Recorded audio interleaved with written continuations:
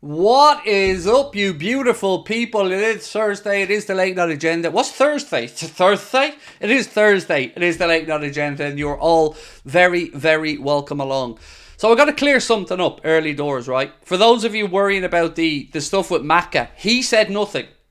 I'm in no way trying to talk about Alexis McAllister lying. I mean, the story around him is a lie, and we will get to that. But don't worry, he hasn't done or said anything. So I know a couple of people seem confused in the chat, so I just wanted to clear that up straight away. He's not said anything, so don't worry about that. Right, let's get going. Loads for us to get through tonight. Now, do you know what? I don't want to talk about them lot, but there was an article last night that I can't ignore it, but I'll leave it later on in the stream. There is a load to get through today. We had the Premier League meeting today, in which lots of different little votes took place. We've got the stories about Kwanzaa and Curtis Jones being released from the England squad. We're going to be speaking about, obviously, Ederson, Olise, Caoimhín Kelleher.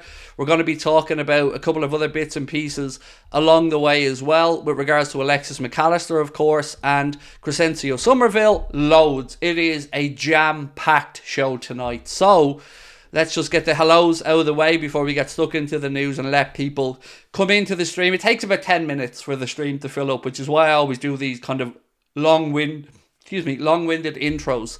So, firstly, how y'all doing? You in a good mood? I hope life's treating you well. Thank you to everyone that's joining us again, and thank you to everyone that was with us last night and that watched the videos earlier on today. The Ederson stuff's really interesting. Now, James Pearce has said he's not... Let me just get the exact wording of what James Pearce said, actually. There was a post about Get French Football News that was talking about Liverpool agreeing a deal to sign Atalanta defender. James Pearce said, believe this is not the case. I kind of agree with James. I don't know if the agreement is there yet, but I do believe that interest is confirmed, and we'll talk about that tonight as well. Tobias Bakke, welcome to Anfield Agenda Ultras, bro. Appreciate you. Great to have you in. For those waiting on the RNA slot content, it looks like you might have to wait till the start of next month. And I'm not even on a wind-up. Loads of the outlets today have been reporting that the plan was always to kind of introduce RNA slot when pre-season starts, when the guys come back in to Kirby to get working. So maybe we have to wait another few weeks before we hear from our new head coach.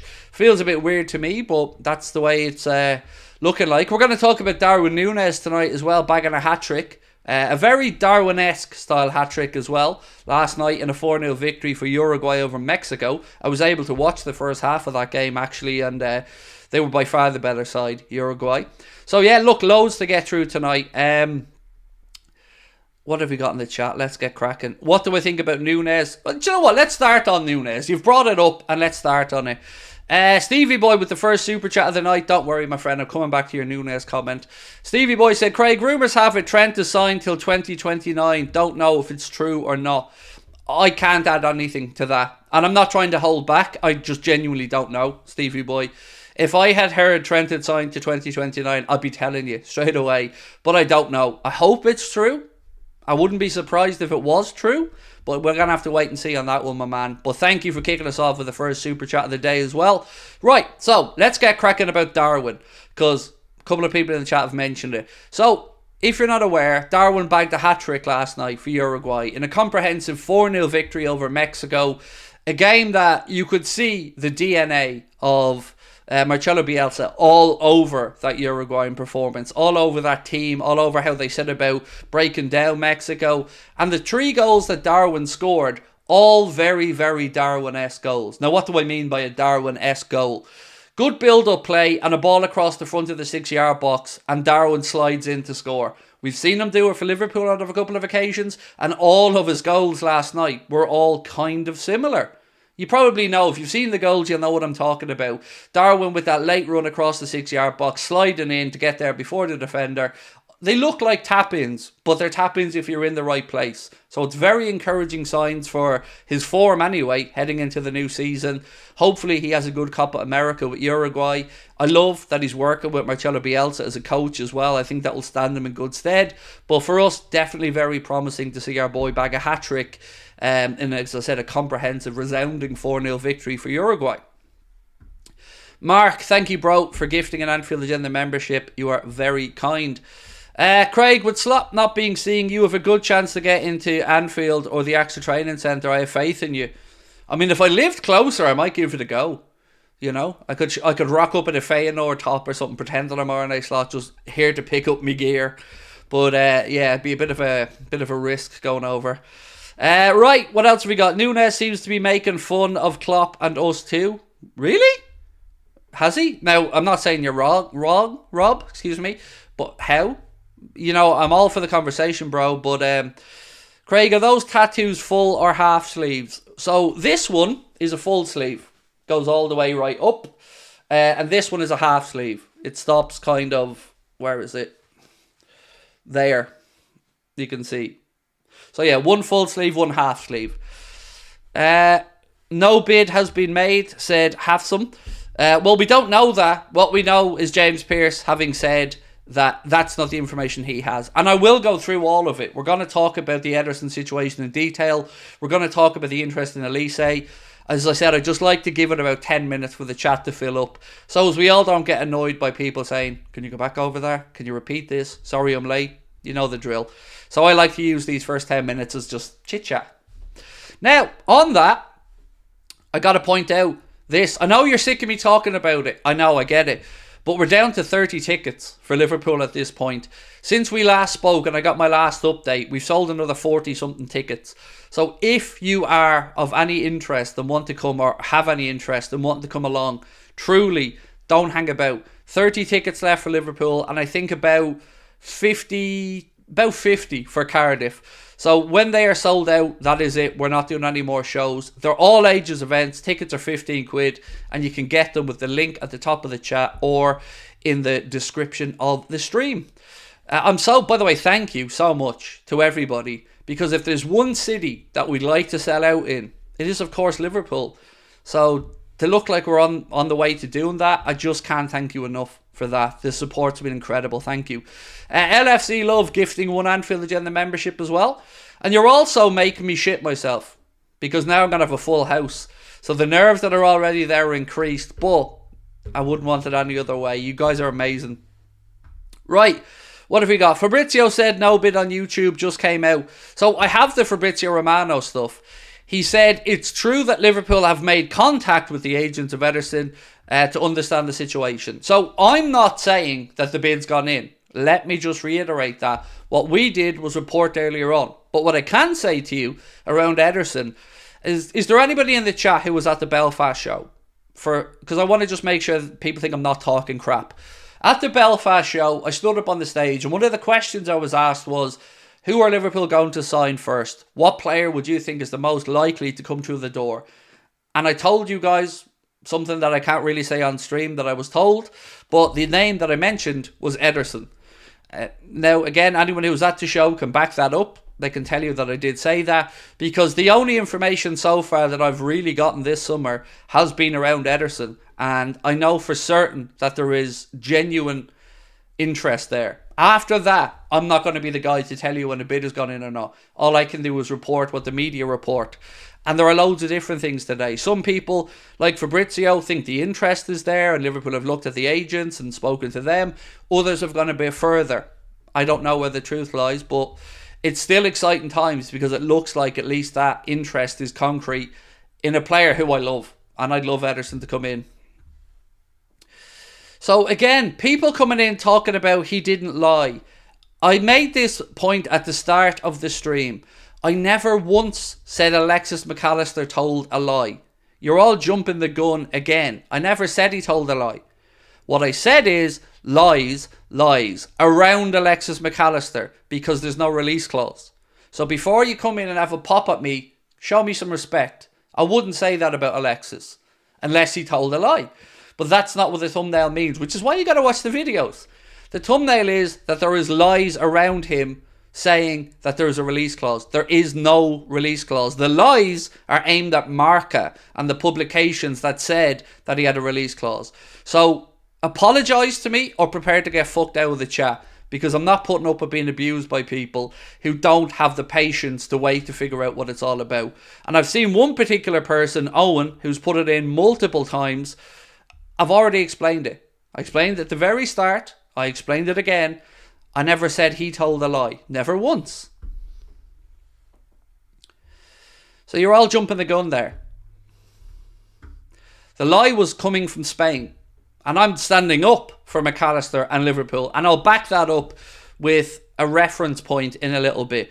Basically, there is no release clause in Alexis McAllister's contract. So you guys don't need to worry about Liverpool losing him to the likes of Real Madrid or anybody else, because they can't come in and trigger it because it doesn't exist. And it isn't me that said that. That's coming directly from James Pearce. And we'll get to that in a while as well. But I feel like, of course, I have to clear it up because people see the word lies and go, Craig saying that McAllister's lying. You should know me better than that at this point. You know, I don't really go in on our own players like that. Right, let's get cracking because there's a load of news to go through tonight. But first of all, Arne Slot, la la la la la. Arne Slot, la la la la la. That's what the chat's writing, so that's what I'm singing. Right, let's get cracking. What do we want to start off with? Let me get back to my notes. So, here's an interesting one, right? The Guardian put out a piece last night that said, Premier League chiefs have admitted to clubs that VAR delays grew by more than 50% this last season. So, again, let me read that out. Premier League chiefs, so the higher-ups in the Prem, have admitted to the clubs that VAR delays grew more than 50% last season amid plans for refereeing improvement. And we'll talk about those potential improvements later on. But I'm not surprised because it felt like it, you know. To us, it felt like that there was way more waiting around last year. And 50% increase is mental. How do I pronounce this gentleman's name? Sinwal LFC or Sinwa LFC said, would love to see Ederson in the midfield for us. So would I. Right, a little bit from the Daily Express around Caoimhín Kelleher. They have said that Celtic will have to pay in excess of £20 million if they want to sign Liverpool goalkeeper Caoimhín Kelleher this summer. I've been saying that to you guys all the way through. 20 million quid is the minimum Liverpool are looking at for Kelleher. Celtic would be a great move for him, but I don't think Celtic can afford him. So after that, it remains to be seen which Premier League club may come in and pay the money, because you're going to get yourself a fine goalkeeper, an experienced keeper coming into his prime. I'm going to be sad to lose him from Liverpool, which I'm sure you guys are as well. But I think we'll all understand. Selfishly, we want him to stay, right? Of course we do. You want Alisson number 1, Kelleher number 2, perfection. But we've got to be realistic. Caoimhín wants to go and carve out a career, and if Liverpool get the money that they feel the player's worth, we may see him move on. But this is one that I definitely understand. So yeah, let's wait and see what happens there. Now, I want to just come to a Times article, and I want to read out a few parts about it around Manchester City, because this is the greatest article I've ever seen written on the subject. And I'm not even joking. This article from the Times is worth 10 minutes of your time if you ever have it. It is written by a gentleman called Matthew Said, and it is an incredible piece of writing, an incredible piece of bravery, and I tip my hat to him. The article's title is Hypocritical Manchester City only goal was sports washing, but the league let them in. Panicking power brokers now realise the scale of their error. Unless these cuckoo owners are expelled from the nest, English football's whole ecosystem faces collapse. Now that, my friends, is how you start an article. So he goes on to write, the tyranny of the majority is the breathtaking claim of Manchester City. They argue that their freedom to make money has been limited by the Premier League's rule on sponsorship deals, which forbids related companies such as Etihad Airways from offering cash above the commercial rate determined by an independent assessor. They say they are being persecuted, held back by a cartel of legacy owners and clubs that want to monopolise at their expense. Then he goes on to write, I'm guessing that all fans will see through this comedy gold. Let me read that line out to you again. I am guessing that all fans will see through this comedy gold. City have won the last 4 Premier League titles and have won more than 57% of all the available domestic trophies over the past 7 years. He goes on to say, according to my former colleague Tony Evans, who's also a Liverpool fan, this makes Manchester City the most dominant side in the top flight history of English football. More dominant than Liverpool in the 70s and 80s, who won 41% of the trophies on offer. Remember, City have had 57%. More than Manchester United in the 90s, who had 33% of the trophies on offer. Indeed, they are the most dominant as the, they are almost as dominant as the Emirati of Dubai. I'm butchering this. Indeed, they are almost as dominant as the Emirate of Abu Dhabi, which understands the concept of tyranny quite well, having engaged in human rights abuses and its treatment of immigrant workers, and to condemn the arbitrary detention of 26 prisoners of conscience. The next piece is, but dominance is, as Einstein may have said, a relative term. City want more money than they have at present, more dominance than they have now, more freedom to spend on players. Their bench is worth more than the first teams of almost all of their rivals. So they can win, 40 titles in a row? That would indeed turn the Premier League from what many regard as a fairly enjoyable competition into a tyranny of the minority. I love this piece. He really doesn't hold back, and there's loads more in it. And it is really interesting reading if you have time to talk about it, because he calls out Manchester City for what they are. And one of the things he says in the article is that Manchester City's owners come from a country where these petty little rules, well, they don't have to really deal with them. It's an autocratic country. If one person in power says go ahead and do something, they can do it. They can change the rules. He goes on to say that all they're doing is flooding the English legal system with changes and charges against itself. So it's trying to destroy the Premier League from the inside. Now, I told everybody when state-owned clubs came in what the problem was going to be. I took abuse for it and I stood my ground, and I stand over it today. All this is done, as he succinctly said, is letting the cuckoos into the nest. And now they're trying to break it up and destroy it from the inside. And we as football have to stand together and make sure it doesn't happen. I told you all about soft power. I told you about sports washing. I told you what they were doing. And some people love to bury their heads in the sand and think everything's going to be tickety-boo. Ask fans of Malaga how that went. Ask fans of Angie Macala how that went. This was always only going to go one way. And the Premier League shit the beds, because the Premier League allowed this ownership to happen.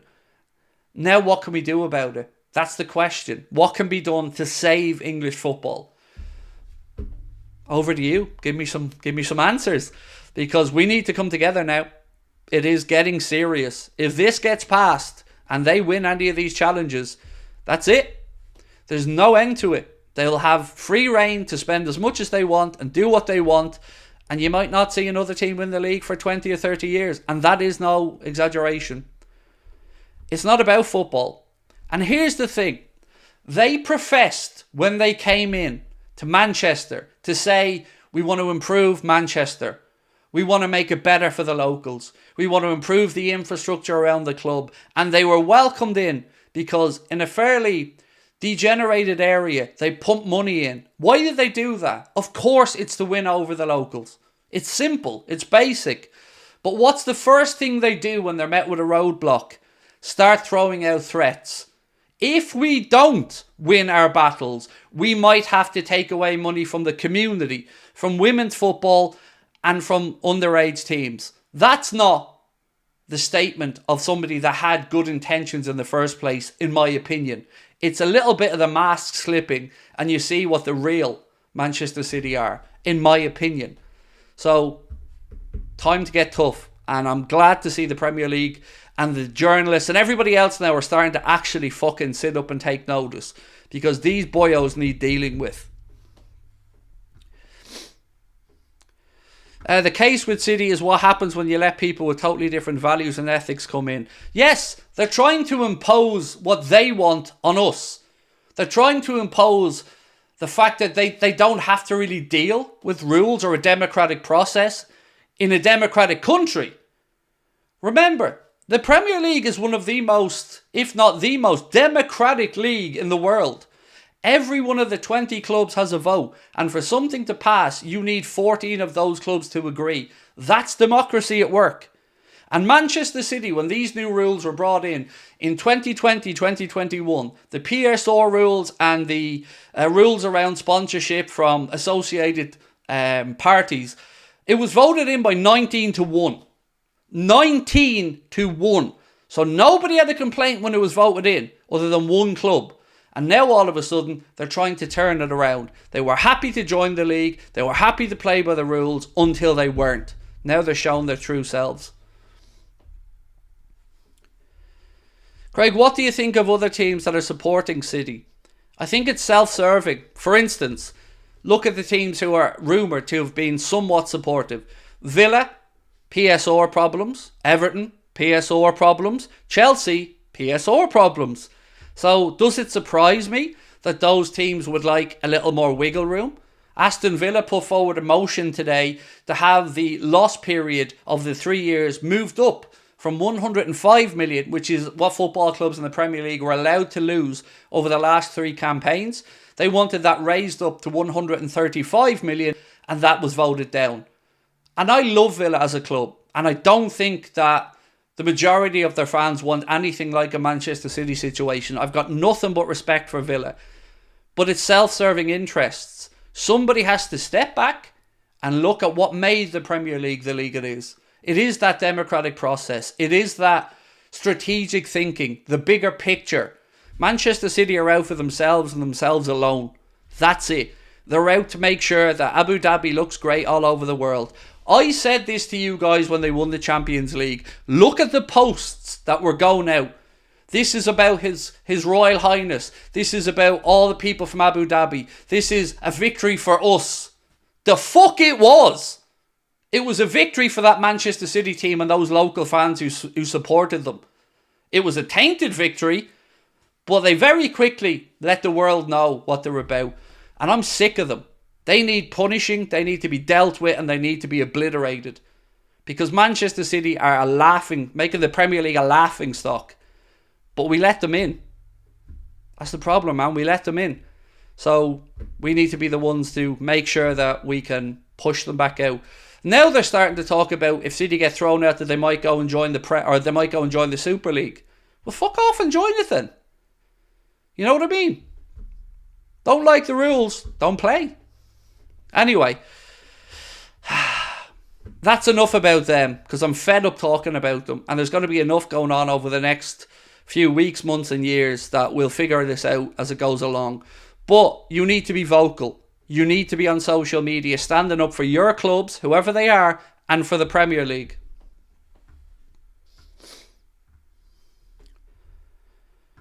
Right, let's get cracking. If the Premier League don't stop City, it's up to supporters of other Premier League teams. Yes, we must all band together and don't look at the short-sighted nature. So today, anyway, we had the Premier League vote on VAR. Remember, Wolves brought forward a motion where they asked the Premier League clubs, could they remove VAR? That vote today didn't go very well for Wolves. It ended up with 19 voting in favour of keeping VAR and Wolves, the lone club, voting in favour of removing VAR. Now, I can understand why Wolves brought the motion. I know the VAR this season's been a joke, but that was it laid out. Now, the reply to this from the PGMOL and the Premier League have been to set out 6 key things that they want to improve with VAR for next season. Those things sound like gobbledygook to me, but I want to see what you think. Number 1. Maintaining a high threshold for VAR intervention to deliver greater consistency and less interruptions to the flow of the game. Already, I've got warning signs. Maintaining a high threshold for VAR. Sorry, where was the high threshold when McAllister was getting kicked in the chest by Doku? Was that not high enough of a threshold? This again, for me, that language isn't great. Number 2. Reducing delays to the game primarily through the introduction of semi-automated offside technology and maintaining the high threshold for VAR intervention. They keep just throwing that in there. Now, the first part of that, semi-automated offside technology, I'm all for. Number 3, improving the fan experience through a reduction in the delays. In-stadium announcements from referees after a post-VAR change of decision. That's the key phrase here for me.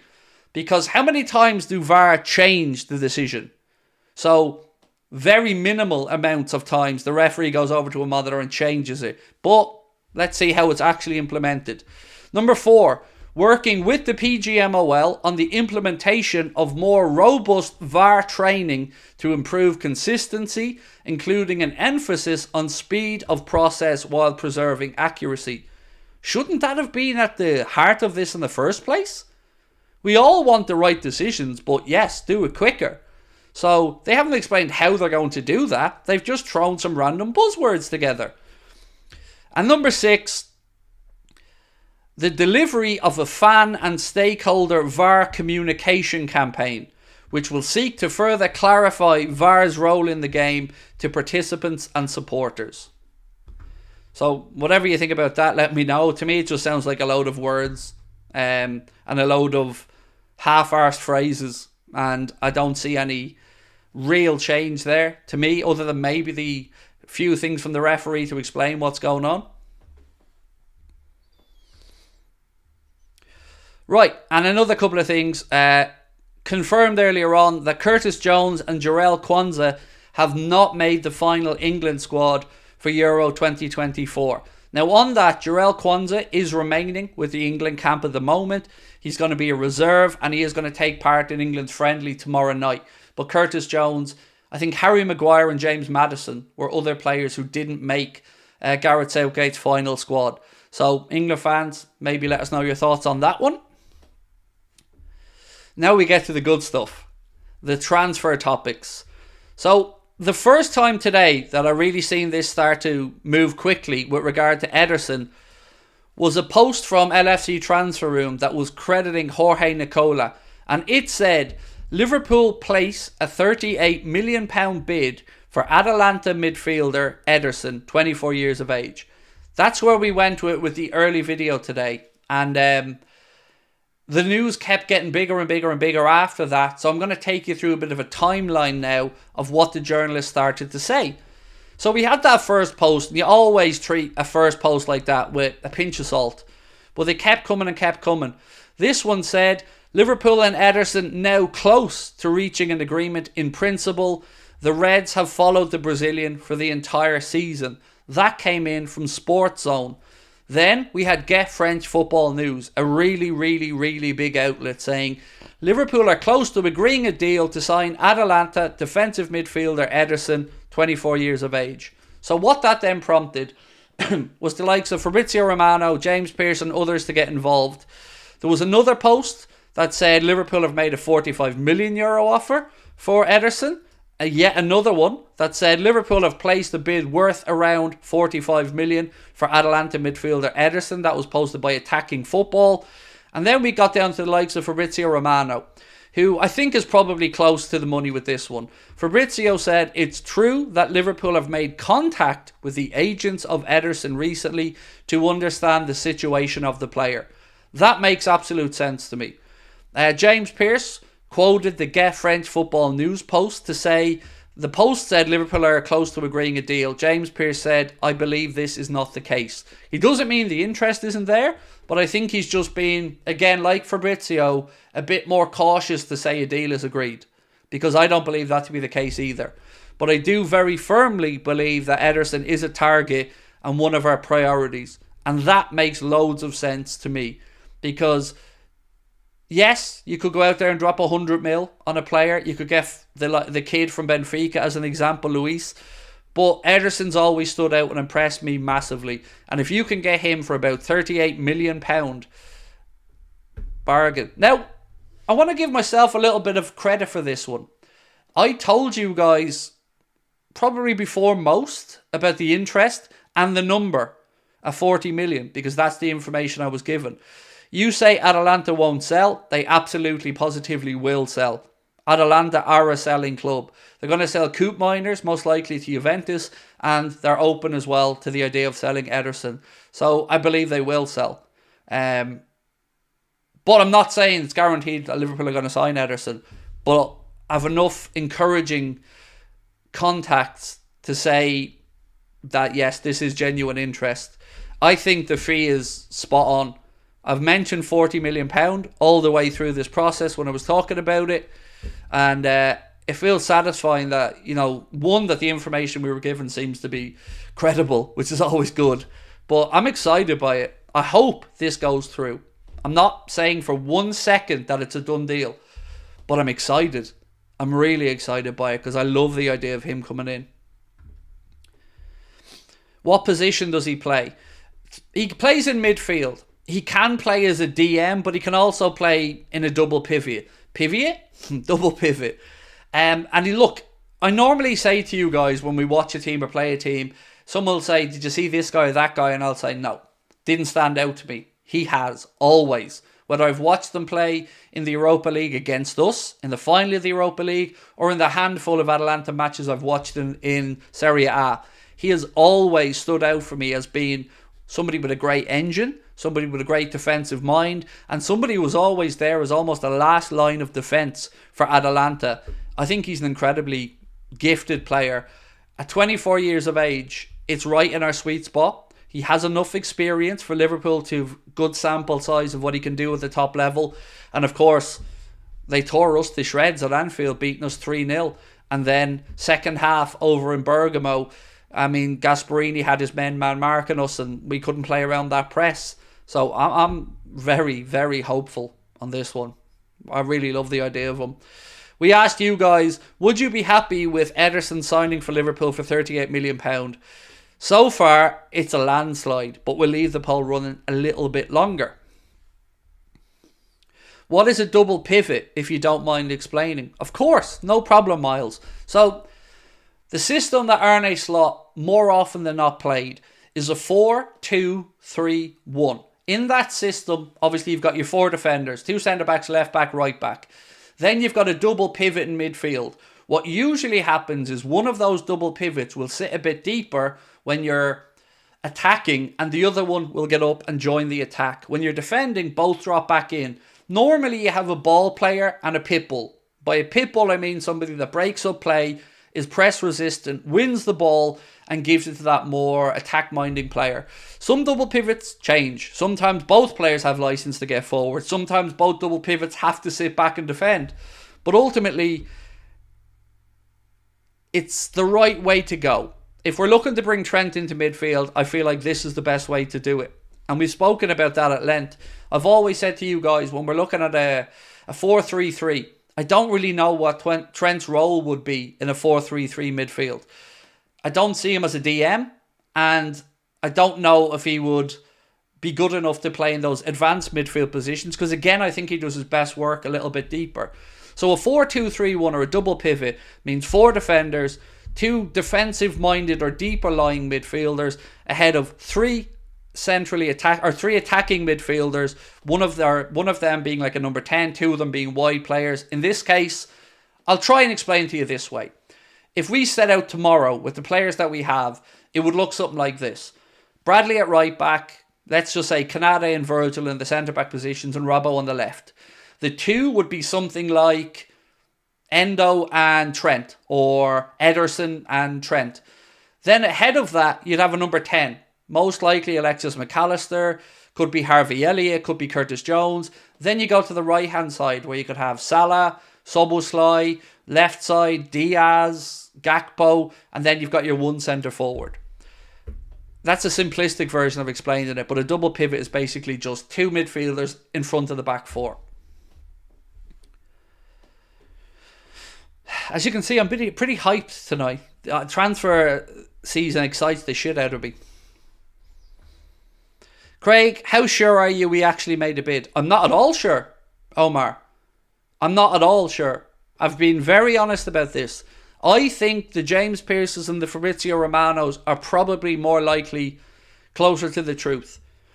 I believe when they say we've made contact with his agent about the parameters of what he might look for and what might be possible, that sounds very realistic to me. I do feel that some of the others are maybe getting a little bit ahead of themselves and trying to jump out to be first. So For me, it's enough just to have confirmation that we're looking at him in a strong way. We'll wait and see who's right and wrong. Sometimes it is the foreign journalists who get these things right and say, yeah, the interest is there. Sometimes the Liverpool-based journalists want to hold back a little bit just so as they don't kind of tip the club's hand.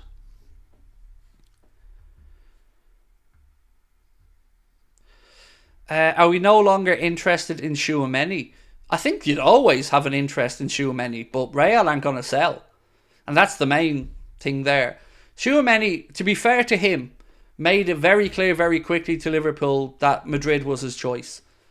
And Liverpool respected that, and of course he got his move to Madrid. We would have signed him no problem. Klopp would have had him in a heartbeat, but he made his decision and he got his dream move. And that, you know, that's the way football is. Right, I want to cover the McAllister thing again because I feel like I need to make sure I keep explaining it. James Pearce did a Q&A on The Athletic. It's still up there if you want to have a read of it yourself. One of the questions that he was asked in the Q&A from a gentleman called Gary was, is it true Alexis McAllister has a £60 million buyout clause in his Liverpool contract? The response from James Pearce was, like I've told you, Liverpool don't allow release clauses in contracts. You go right back to when Emre Can was in talks over a new deal. He wanted a release clause. Liverpool dismissed the idea and he ended up leaving as a free agent when his contract expired in the summer of 2018. Alexis McAllister is going nowhere. That's James Pearce's words. Even that last sentence, Alexis McAllister is going nowhere. So the only time I remember a release clause was Suarez. Remember there was that £40 million plus £1 offer from Arsenal. But even at then, Liverpool didn't give in to the release clause. They didn't allow it to be activated. So that's what I meant on the thumbnail tonight when it says lies, lies. It's that the Spanish media who were saying that Real Madrid had their eyes fixed on Alexis McAllister, who had a £60 million release clause, that's the lie. Lies from them. Thankfully. So that's what I meant when I said lies, lies. Not that Alexis lied, is that the media crap around him was a lie. There is no release clause. Which is cool to say, because I was nervous, because I don't want to lose Alexis. I could see why Real Madrid would want him. I could see why they'd look at like him as their Luka Modric replacement, but he's our boy. And to hear James Pearce categorically say that Liverpool have no release clauses in their players' contract and that McAllister's going nowhere was music to my ears, quite frankly. So yeah, good bit of news there. Craig, I wasn't able to watch your video from earlier, but what price are Liverpool valuing Kelleher? 20 million. 20 million, mate. Which I think is a fair price.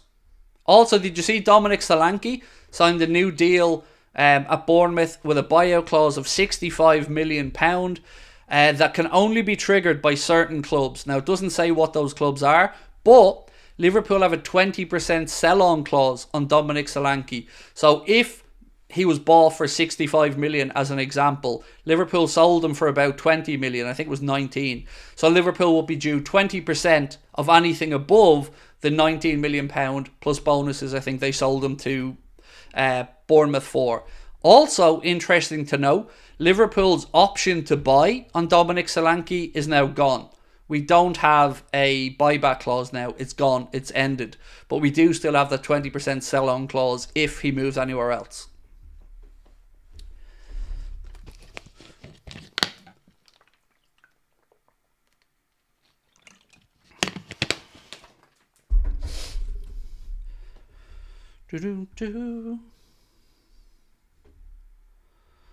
Lies, lies. What's this, a political program? No. It's called The News, bro. And you've already been booted out by somebody. So I don't do politics, funnily enough, Tom White. But it's lies because I'm sick of the Spanish media, mate. That's what I'm talking about. We always see it. The amount of times that we see the Spanish media do the bidding of Real Madrid and Barcelona is quite frankly embarrassing. It is something you don't see too much in England, but certainly over in Spain and maybe in other European countries, there are certain media outlets that are very pro-specific clubs. And those who were saying that there was a release clause, that's what the lie was about, because it pissed us all off.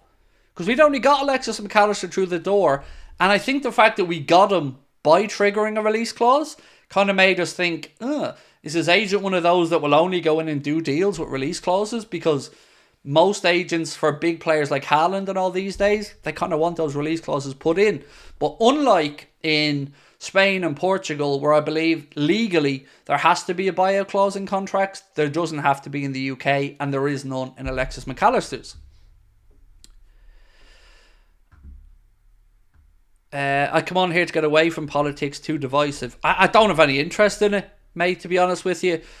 And as you've said, too divisive. It's true. And what gets me, I'm going to speak about politics for a second, but not about any particular side or the other. What I don't like about the politics debates are, you get boxed in. If you say one thing, you are defined as that is all you stand for. You know, I think most people are in the middle. You know, you've got extremes of opinion, whether it be in any walk of life, whether it be in football, religion, politics, money. You've got extremes of it. But most of the public live in the middle. And often at times, us in the middle get drowned out by those who have extreme views on either end. But yeah, we don't do politics on the channel because, as you've said, we're here to bring people together, and that's a divisive subject. What happened with MACCA? Literally just spent 5 minutes describing it, mate. So maybe rewind it back a little bit. But went through it a couple of times already today. And I will go through it again, but not for now. We've got to keep rolling with the news. So, Olise.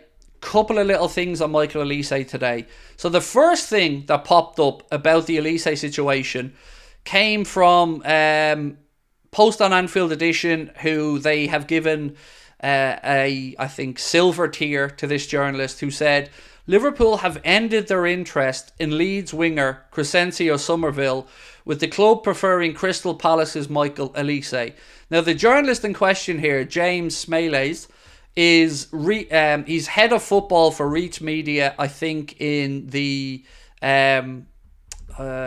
what's the region that Leeds is in? What's the area Leeds is in again? What's the geographical area? I can't remember. But he's head of Reach Media's football in whatever that region of Yorkshire. Yeah, there you go. Yorkshire type area. So yeah, he said that Liverpool have dropped the interest. Now, obviously, that would be his beat. He would be covering Leeds United at Yorkshire. Yeah, that Midlands, that kind of area. Well, not Midlands, no, Yorkshire. But there you go, yeah. So that's who he works for. But that wasn't the only story linking us with Olise. Then later on, Mark Wakefield said Liverpool prioritise Michael Olise transfer after changing summer plans with £40 million target ditched. That target was Summerville. And that kind of tallies with what we've seen coming from the media. Going back as far as last week, where they started to say Liverpool have stepped away from looking at Summerville, and the bookies had obviously he's at Leeds. The bookies had Chelsea as the favourites to go after Summerville. So I'm kind of relieved, because I got to say, if you offered me one of those two, 100% I would want Olise over Summerville. But I'm not ready yet to commit to saying we're going for Olise, because I know United are interested. Chelsea, of course, retained an interest from trying to sign him last year. I think it was £35 million his clause was. He's since signed the new deal, and I believe he has 60 million buyout clause. So, look, we'll wait to see what happens, but it is promising in my eyes, because I like Olise. And the beauty about bringing Olise in this summer would be that we then have a year where we have Salah if he stays, and Olise, and then if Mo leaves down the line, you'd almost have Olise as ready to step up then, and they can battle it out throughout the season. So I hope that we pull the trigger on this one, but we'll have to wait and see.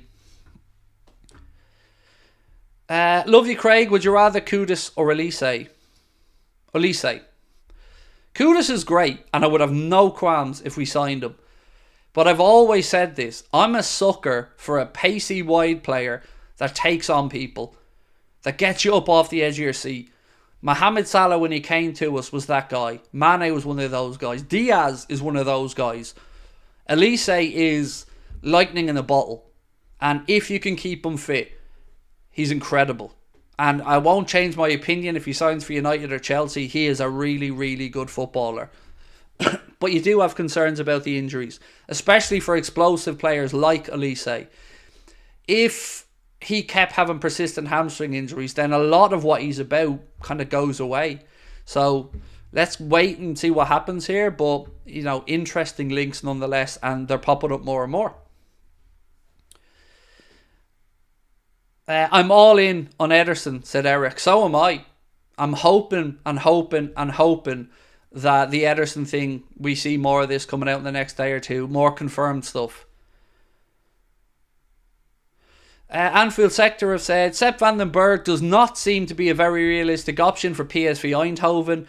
There is a lot of competition and it remains to be seen what Liverpool wants. PSV have known him and shown an interest in him for years. What's this? Sorry, I'm just going to read on this tweet 1 second. Okay. Believe foreign reports saying that Atalanta midfielder Ederson is close to joining Liverpool are wide of the mark, said Lewis Steele. No bids made and not a player top of a shortlist at the moment. Could change, of course. Presume it's a mouthy agent. I would disagree with Lewis Steele on that one. I would say that he absolutely is a player that Liverpool are looking at. How high is he on the list? I mean, none of us really know that. But how do I say this? I would class him as a London-friendly journalist, in my own mind. And I will always say that if there's a London club also involved in trying to sign a player, I'd be worried about it. But in this instance, he doesn't really have that London club, so I don't know what to make of it. As I've said, you're going to see a load of conflicting reports, and this isn't unusual for the transfer window. English journalists with one bit of information, foreign journalists with another bit of information. Sometimes the English ones are right, sometimes the other ones are right. I don't know where we sit on this one, but I'm very, very, very, very convinced that that interest is definite. Could change course sounds like a hedging of bets. Yes, and there's a lot of that. There's a lot, like those who are wording the doubt on it, even like James Pearce as an example, the way he's worded it is very interesting. He didn't say there's no interest. He just said, I believe this is not the case, that an agreement has been reached. Doesn't deny the interest. Did Pearce pour cold water, Craig? Yes and no. So James Pearce was quote tweeting a post from Get French Football News which said Liverpool are close to agreeing a deal to sign Atalanta defensive midfielder Ederson, and he just said believe this is not the case. So what he means by that, I guess that's open to interpretation. He could mean that that isn't the case, as in we're not at the agreement stage, or he could mean that Liverpool aren't interested in the player, but I don't know which one. I feel like if they'd no interest he'd say that. So according to Team Talk, United have to pay Ten Hag $9 million in compensation. I would say that's about right. That's a figure that I've actually heard a slightly higher figure mentioned as well. And one of the two parameters about Ten Hag getting the boot from United was, can they find a better manager who's willing to come in and work within their budget, and can they afford to sack him? If I'm Ten Hag right now, and I've said this a few times, I'm really pissed off because he's going about his business and he's hearing United talking to other managers. That's not going to fill you full of confidence. At the very best case scenario, I feel if he doesn't get sacked, he's treading water until he makes one more big mistake, or until one more terrible performance or run of results, and then it's bye-bye mid-season. The right decision for Manchester United now, in my opinion, is to sack Ten Hag and go after Thomas Tuchel. Try and get Tuchel to come in and take the job, which I believe he thinks he's getting, based off a couple of articles coming out of Germany. So let's wait and see. Tuchel's on the market, Pochettino's on the market, And I think Tuchel could be that right character now to come in and do enough to get United back. Because he has the CV. He's won a Champions League. He's delivered. He's failed as well, but I think he's far closer to what Ten Hag wants to be than Ten Hag is. If any of those City players had any integrity, they should put in a transfer request and let it be known why. Players need to be accountable too. Yes, look, I've never really gone in on the players at Manchester City because I have some sympathy for them. If you're being told that there's definitely nothing wrong, and we can assure you that everything's above board, and you know, you're being welcomed and treated well, and the wages are high, and the transfer fee looks cool, and you're coming into a team that's going to be winning trophies, particularly if you're coming from abroad, I can maybe understand it. But I think it's no accident that you're going to see the likes of De Bruyne looking for that Saudi money now, or Ederson looking to move away, or Guardiola being talked about as only having one more year to go. And then there's even talk about the fact that Haaland won't sign a new extension.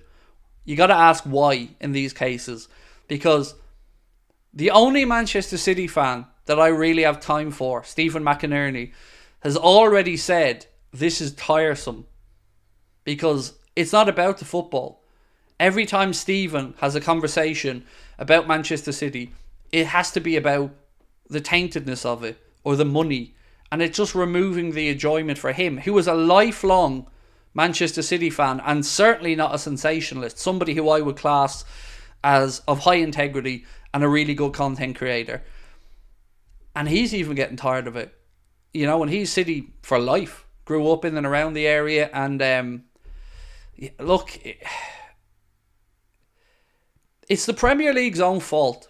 Premier League have to solve it because this league could be destroyed from within, and that is not an exaggeration.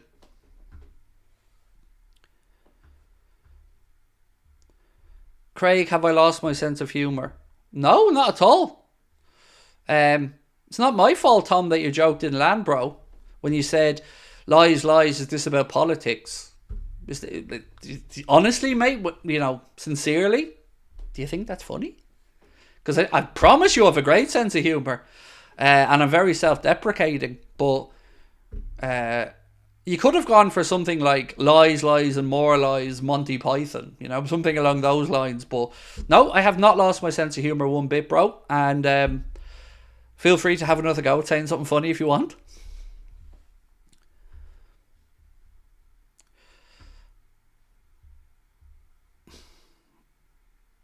Ten Hag to stay, said Alex Macklin. Why are we talking about Man United? They're competing with Everton, for God's sake. We're just having a little laugh, really. And with Olise, we also have to bring up United because they're one of the clubs who've been strongly linked with Michael Olise for a while as well. How concrete is the Ederson stuff? I can't answer that in one sentence because I don't know which post you're relating to. So I've said from the start of tonight's stream, for me, I would think that the Fabrizio Romano version is probably on the money, which is, it is true that Liverpool have made contact with the agents of Ederson, but that's to understand the situation of the player, and there's no talk of a bid yet. Whilst I'm not inside the situation, that sounds about where we're at to me. All I was told when I was given my own information, which I spoke about in the live show, was to keep an eye out for that name in this position. And to be fair, it came out today and it's been backed up by a few others as well. And look, a lie can spread quickly as well. So we've got to put that on the table. But I don't think this is a lie. It remains to be seen if we follow through and put that bid down, or if maybe we pivot to somebody else. But I'd be over the moon with Ederson signing. So let's look at the poll anyway. We've had over 1,000 votes, and we said, would you be happy with Ederson signing for Liverpool for 38 million quid? And 90% of you guys have said yes. Also, just want to announce, we've agreed an extension of our partnership with Manscaped into next season. Well, these things are always done in blocks of games, by the way, but we've just agreed an extension of our partnership with Manscaped. So the good news is there'll be more fun Manscaped ad reads into next season, and I want to just thank our friends at Manscaped for their continued support of the channel. Themselves and Surfshark are like our two longest partners, so delighted to be able to say that we've reached that agreement with Manscaped, and we'll be talking about shaving your balls right into next season. I keep cutting out. I don't think I do, to be fair, JP. And I've not had any other people say to me that I keep cutting out, so it could be something at your end, bro. Yeah, because for me, I've got an audio monitor thing that I can see the audio coming through, and it goes blacked out if I'm cutting out. So for me, oh, I am cutting out, am I? Okay. Oh, sorry. Let me just check the mic then. Sorry, folks. And my apologies to you, JP, as well. Let me just... what I'd say is refresh, firstly, if there's an issue with me dropping in and out. Let me just check my microphone settings. 1 sec. Mic. Okay. I can go to that one. That one.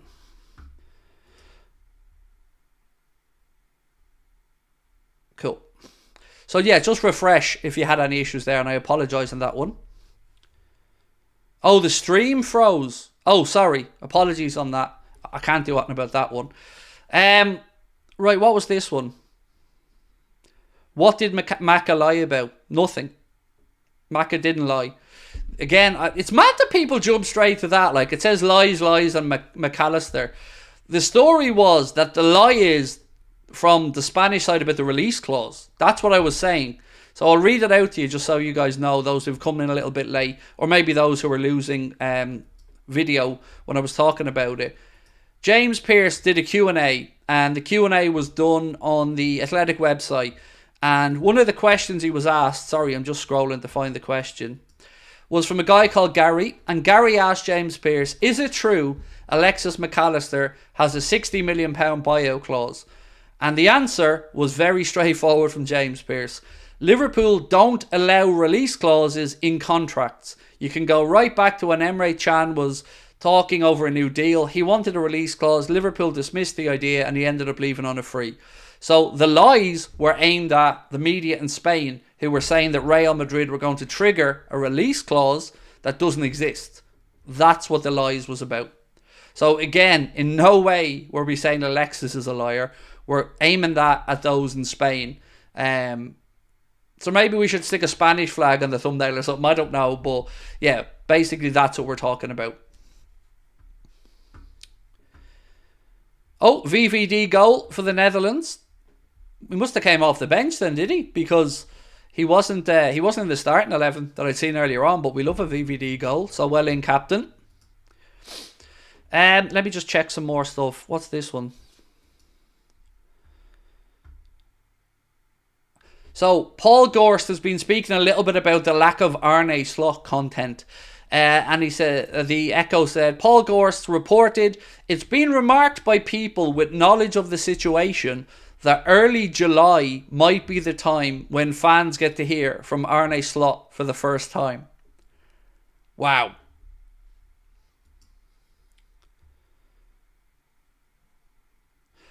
This coming in from Graham Bailey.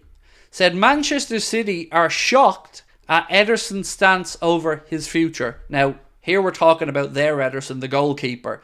They wanted to start talks over a new contract and were told he wanted to consider his options. The phrase rats and sinking ship come to mind. And thank you, Mark, for sending that on to me as well. It can't be a coincidence that we're seeing all this. De Bruyne openly talking about how a move to Saudi and the amount of money involved would be a nice end to his career. Links to Guardiola walking away after one more season instead of renewing. Haaland not wanting to sign the new deal according to City. And now, Julian Alvarez looking for a move away as well. And now Ederson not wanting to negotiate over a new deal. It can't all be a coincidence, can it? I smell a poll in here, Ben. I smell a poll, Ben. So, Ben, word that however you want around Man City, but let's get a poll on it because I want to see if people are thinking the same way.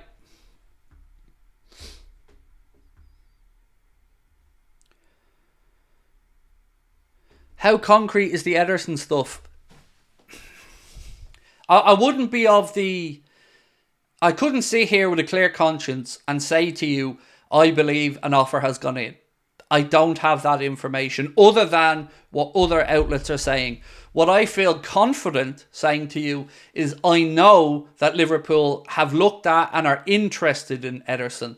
And I would kind of side with Fabrizio Romano, who said that Liverpool have made contact with the players' agents to look at what the situation is and find out what the possible parameters might be. That, I believe, is probably about right. But if I'm wrong and it's further along, happy days. You know, I want Ederson. He's the player I want. And today, it was like one story and then an avalanche of stories started coming out. Some of them more ballsy than others. Some of them saying a €45 million deal has been agreed. Some of them saying that we've opened negotiations. The truth is probably somewhere closer to the start of the process for me.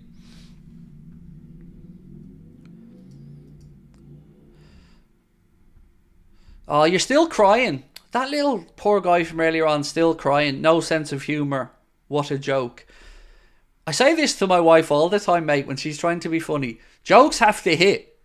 You know, something that sounds great in your head might not look so good. And I have a great sense of humour. Feel free to come up with some slaggings of me in the chat and I'll lean into them. I don't mind, mate. But your post didn't even come across as funny. You were just bitching about lies, what is this politics? I don't find that a funny joke, unless it's gone over my head. But I don't understand why you're still crying about it. We didn't ban you. We let you come back in and now you're banned. Bit of a weird one. Right, Ben's put the poll up. Why are Manchester City players leaving? Nothing to see here. Money or sinking ship? I like what you've done there, Ben. Right. Vidal, and by the way, do hit that subscribe button. Let's see if we can get ourselves up towards 261,600 tonight. So if you are new, one, hit that like button. Let's get it up. 1,000 likes before we finish. We've got about an hour to go. And do hit that subscribe button as well. Right, Vidal said, do you think that we need to reinforce our defence? Reportedly interest in Lenny Yoro, or what defenders do you think that Slot should try to target? So, first part of the question, yes, 100% defence needs to be looked at and is being spoken about as one of the two priority positions that Liverpool are looking to address, namely a centre-back. We want one that can play on the left side, ideally left-footed, but we need to cover both positions. So, Lenny Yoro, let's talk about him for a second. I believe he's going to end up at Real Madrid. Real Madrid put in quite a low-ball offer and told the player, according to reports, to sit and wait and let it play out. They're under pressure, I think, contractually with his situation. And if Madrid are really interested and want them, let's be honest, they're probably getting them. And it sucks to say that, but it's probably true. PSG, their interest has been spoken about, but if I'm him, I don't see that as a real move forward in my career. Other centre-backs that we've been noted of interest to are Crystal Palace's Mark Gay, who is homegrown and would certainly be good enough to come in and play. We've spoken about the likes of Inacio, who, again, I don't think there's much credence to that. Diamonde from Sporting, I like, but again, you know, not seeing too much about that. I'm trying to think of other. Pacho, we've been linked to quite strongly as well from Eintracht Frankfurt. They're realistic ones, I believe. Now, there might be a couple of wild cards in there as well. But yes, 100% a centre-back is a priority this summer. And thank you for your super chat, Fidel.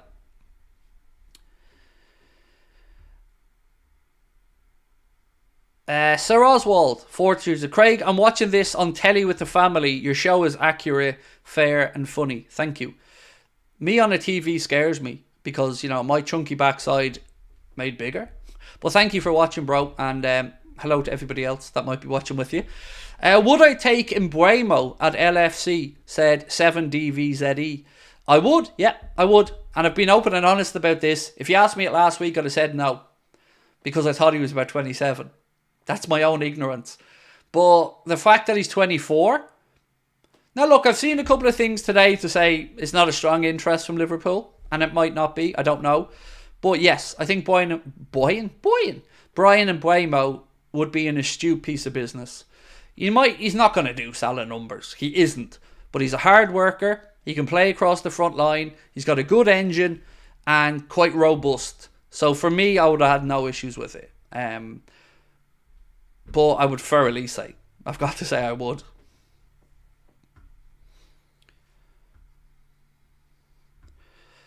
If you could only pick one, who would you take? Ederson or Olise? Ederson. Because I believe we don't have a problem scoring goals at Liverpool. But this season, we've had a problem conceding them. We've conceded the most shots in a season over the last 5 years that we've conceded. And I think one of the higher amount of goals that we've conceded as well. So we need to stop that. And I think the defensive midfielder helping out the 4 defenders would add to that. So yeah, I'd say Ederson. And I say that through gritted teeth because I love the idea of an attacking Michael Olise drifting inside and taking on players. But I think a greater urgency is to stop conceding goals. Namaste. Cam Vibes Namaste said, I hope all will turn out well next year for Liverpool. So do I.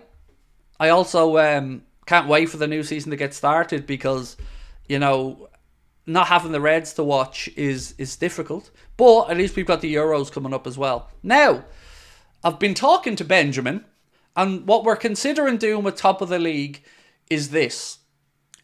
Don't take it as gospel, but we're talking about it. A Top of the League podcast with 3 people.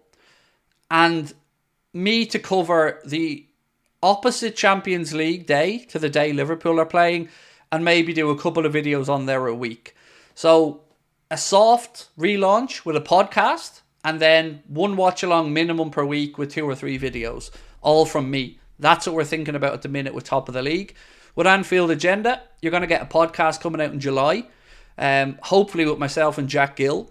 And that will come out twice a week. 1 with me and Jack. Maybe 1 with me and my own. And that's where the future lies. Because I've been really happy and surprised how many people ask about Top of the League. But we're trying to put it back together to make sure we can give you varied content. And I can spend more time chatting with you, basically. Thoughts on Gakpo left, Elliot as a 10 and Dom right? Well, at RB Leipzig, Szoboszlai played on that right hand side, the position that Dani Olmo plays now, and looked very comfortable there. I have to say I wasn't 100% convinced in the few times we've seen him in Salah's position, but maybe in a 4-2-3-1 he'd feel a little bit more comfortable. As the number 10, I think Elliot or McAllister in that position, and on the left side, Gakpo. Yeah, because I feel Diaz is the most likely to leave. And that's a feeling shared by, again, most journalists that I've seen. So James Pearce in that same Q&A was asked if he expects any of the first teamers, or maybe they listed the forwards, to move on. And he said Liverpool's plans are not to sell any of them. And I'm paraphrasing here a little bit. But he said the most likely one, based off the rumours and the interest, seems to be Diaz. So maybe if Barca sell Rafinha to Saudi Arabia or to the Saudi Pro League, then maybe they'll come up with the money to be able to come in and put an offer down for Diaz. But Liverpool will want in excess of what we paid, obviously, above that 50 million. General football channels are oversaturated. Maybe they are, but I'm the best. So let them be oversaturated. There's only one Craig. So I'll do it my own unique, take the piss, self-deprecating way. So, yeah, I agree with you, by the way. I'm not disagreeing with you, but there's only one me. So I'm willing to step in and give it a go. As I said to you last night, remember? Just last night. Always give it a go. You know, you don't put yourself out there, you don't know what's going to happen. Any news on Salah or Lucho leaving or staying? No. Unfortunately, mate, no. I think the Diaz situation is going to come down to just the two clubs, Barca or PSG, and what they want to do with regarding an offer. Salah, I mean, it feels like he's going to play one more year and leave on a free. But it's football and things can change. I do love Salah with the shaved head, by the way. Have you seen the pictures of him now training with Egypt and stuff? I think it suits him. I think it suits him. I think he looks well with the shaved head. But other than that, no, nothing really, unfortunately, Ryan. Craig, what's your favourite takeaway? Love the videos. Pizza. 100%. Usually, probably 7 times out of 10, if I'm getting a takeaway, it's a pizza.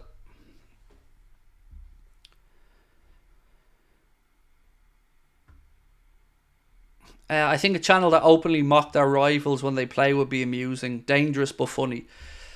So, when you start to make content, this is a true tale. When you start to make content, what you'll see happen is, when you're first starting your journey, one of two things. Somebody will either be, actually 3 things. You'll either be dull as dishwater, or you'll be quite good with knowledge and be able to piece it together. But more often than not, you'll see people try to be sensationalist. And that is a very difficult line to walk. Because every time you do something sensationalist, be it mocking your rivals, the ante has to keep getting up and up and up. And before you know it, you're saying stuff and doing things that never in your right mind would you've considered doing. So I get where you're coming from, but it's a difficult line to walk. And I'm a different person than I was 3 years ago. I'm about bringing people together now. So what I'd like to do is take the piss, have a bit of fun when I'm doing top of the league stuff, but also show that I know what I'm speaking about with regards to football and treat the people that come in with respect. How do I rate an Irish breakfast? So I'm more of an Ulster fry kind of lover, to be honest with you. My ultimate fry would be sausages, bacon, potato farrell, baked beans, bit of fried bread or brown soda bread, and that's pretty much it for me.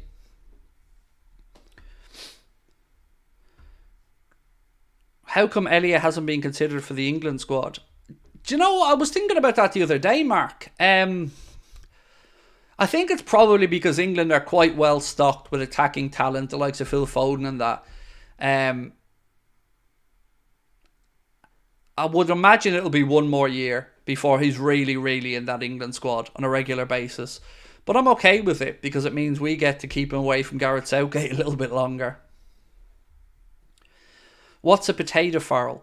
It's kind of like a potato cake, isn't it? Yeah, this is like a potato, flour, egg, rolled out and then fried.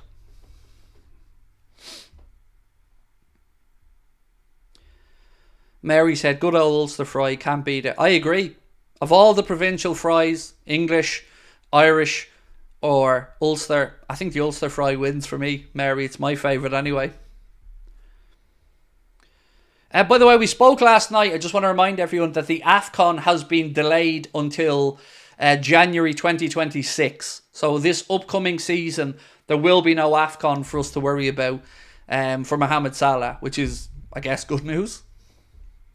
Thoughts on Darwin's hat-trick, said Paul Hegarty. Brilliant hat-trick, and actually watched the first half of that game last night. But what I would say is, Paul, they're very, very distinctively Darwin goals. All kind of sliding in across the 6-yard box to get on the end of a cross. Proper poacher's goals, you know. So, yeah, I was impressed. I was very impressed with how good and fluid the Uruguayan team was. You can see Marcelo Bielsa's DNA all over that team. But yeah, he looked confident and hopefully he can carry that form into Liverpool. I want to ask a question actually. Did James Maddison remove the English stuff from his bio, or was that somebody just making it up again? Because I know he was clearly devastated by not making the English squad, but did he remove the English stuff or was that just made up? They are tapping goals, bonkers, that Darwin scored, but it's about the timing of the runs. Because you got to be there exactly at the right time. And that's what was impressive for me about those goals. He knew exactly what his teammate was going to do, where he was going to put it, and he got there ahead of the defender. Really, it's impressive stuff. He did take it out of his bio. Wow. There's nobody sit down with these players and tell them how petty that looks. Like, I understand James Maddison being disappointed? Of course. I'm sure he's extremely proud to represent his country, and he probably feels like, he's been around the game long enough now that he should be in that squad. I absolutely understand the disappointment, but that's not going to endear him to anybody, taking the England stuff out of his bio. Same with Darwin with Liverpool. Like, Liverpool, the club and the teammates and all, didn't do anything on Darwin. Most of the fans didn't do anything on Darwin. It's a few idiots that caused Darwin to feel the need to do that. With Maddison, I get it. He's upset, understandably perhaps, but just feels a bit weird. Like, it doesn't achieve anything. There's no upside to it. All it will do is have Southgate go, really? Is that the type of character I want in and around? Is he the type of personality I can depend upon? And if you're doing petty little stuff like that, I would suggest no. But he's a great player. But I think Darwin got abused. He did, from a couple of idiots. And there's no, okay, let me rephrase that. So Darwin got a lot of abuse and criticism from Liverpool fans across the board. Not every Liverpool fan, but there was a lot of criticism. But what seemed to trigger the removal was that walking down the tunnel thing, and some of those disgusting private messages he received. And that is over the line. Darwin or nobody should have to put up with that. So again, I understand Darwin being upset. If somebody was sending me those disgusting death threats, I'd be fuming as well. But the club haven't done that on him. The club are, treating him well, paying his wages. His teammates, I'm sure, get on well and love him. So I just felt like it was not the right way to address the subject. You either just turn off your social media, or you keep your head down and ignore it and get somebody else to run the accounts. Just an opinion.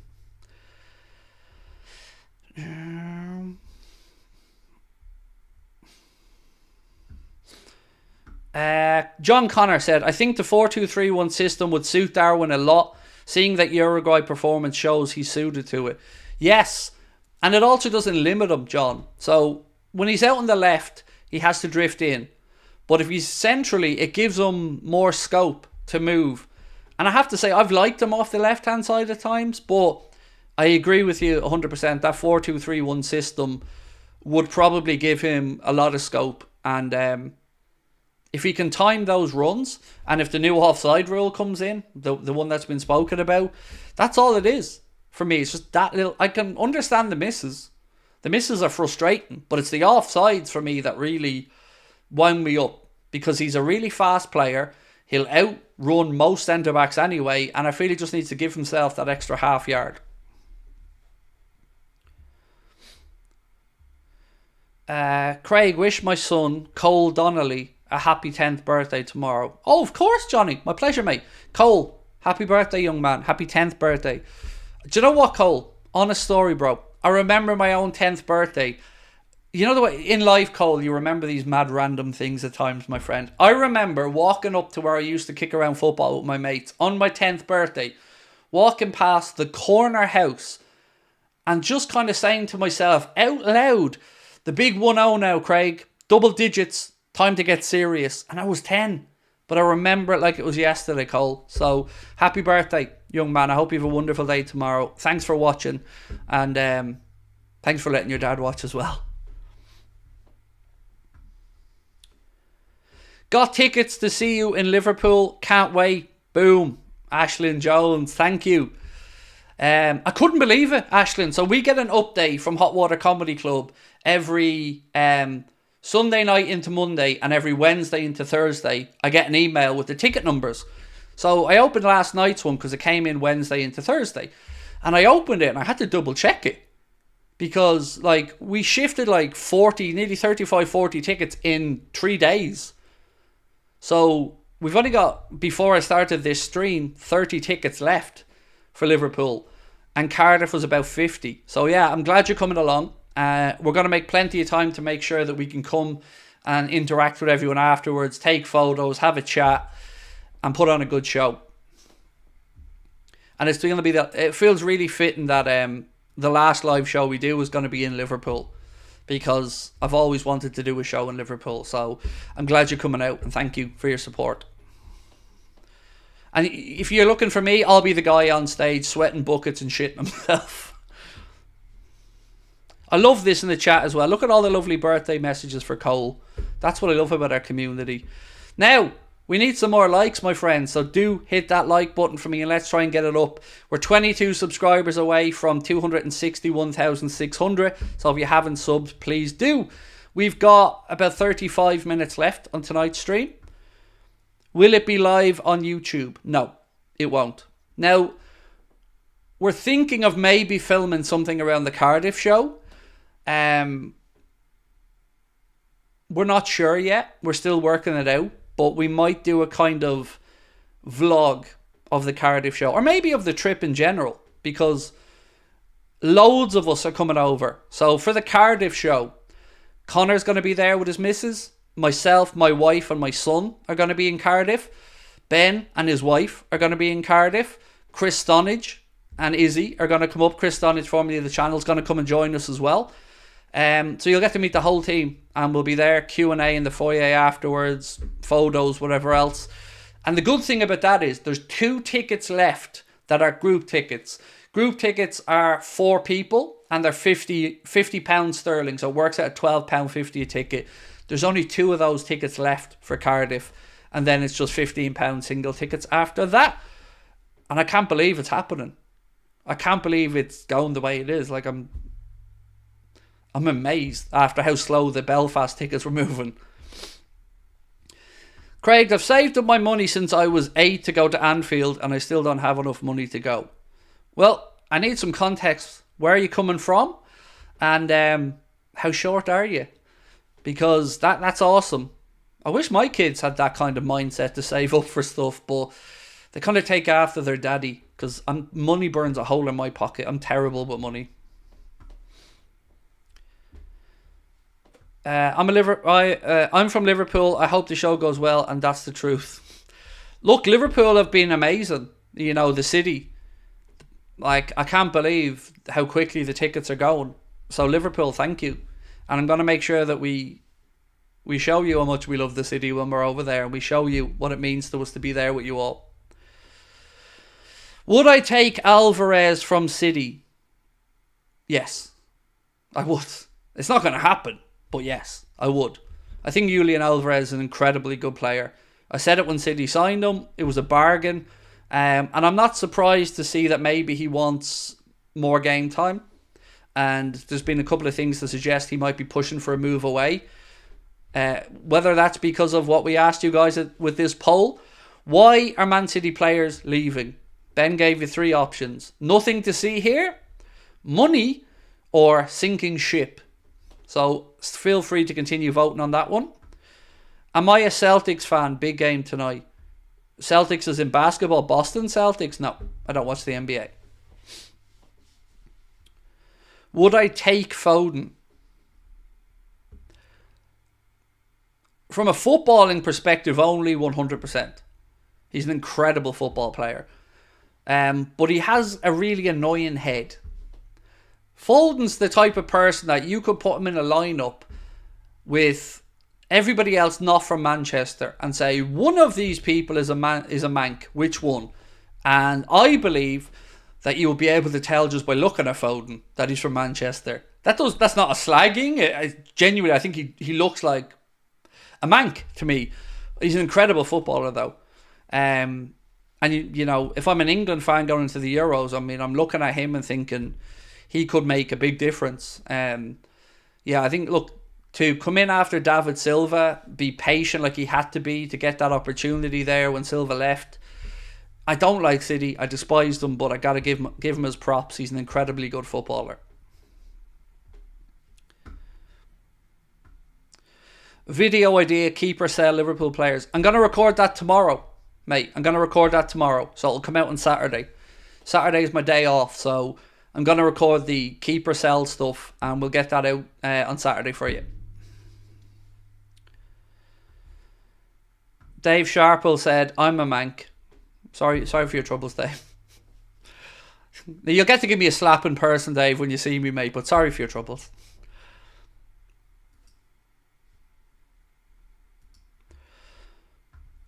What you mean is a Lego haircut is not cool. No. It's nothing to do with his hair. If you want me to actually tell you who I think he looks like one of the lads from Terence and Phillip, for me, from South Park. But he just looks like he's from Manchester. I'm sure they're like, for instance, there's a load of people I would say I'd look at them and go, oh yeah, they're Scousers, or these lads are from Dublin, or, you know, just know with some people where they're from. What the MACCA lie about? Okay, so again, can somebody bang my head off the wall for me? On the Alexis McAllister stuff, I am not saying he told any lies. The lie was told about him, and this is what it was. James Pearce was asked in a Q&A in The Athletic, is it true that Alexis McAllister has a £60 million buyout clause? He was asked that by a gentleman named Gary. The response was, Liverpool don't allow release clauses in their contracts. You can go right back to when Emre Can was in talks over a new deal. He wanted a release clause. Liverpool dismissed the idea and he ended up leaving as a free agent. McAllister is going nowhere. So the lie is about the Spanish publications saying that Real Madrid are going to trigger a clause that doesn't fucking exist. So that's where the lies are from. I'm not accusing Alexis of telling a lie. I'm talking about the lies being told about him and his future.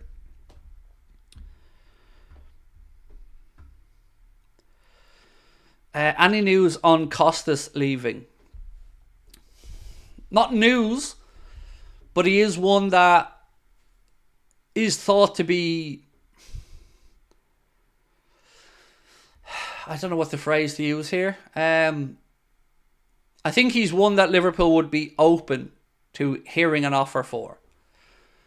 That's probably the fairest I can say it.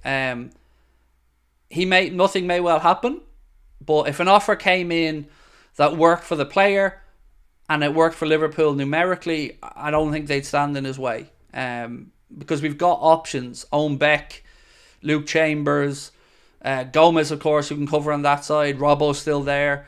So, you know, if it worked for everyone, I would say it's not impossible that Costas could move on.